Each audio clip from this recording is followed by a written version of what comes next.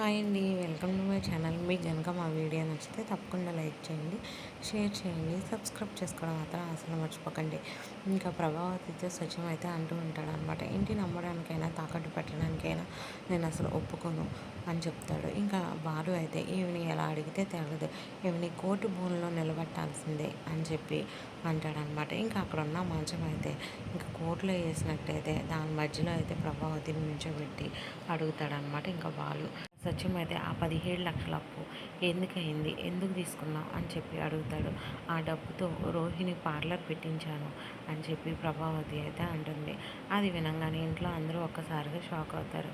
ఇంకా రోహిణి అయితే అబ్బా చెప్పేసిందా అన్న ఎక్స్ప్రెషన్ అయితే ఇస్తుంది అనమాట. ఇంకా బాలు అయితే వెళ్ళి రోహిణి పక్కన నుంచి మా ఇల్లు తాకట్టు పెట్టిన డబ్బుతో నువ్వు పార్లర్ నడుపుతున్నావా అని చెప్పి మాట్లాడుతూ ఉంటాడనమాట. Thank you for watching. Please like, share and subscribe.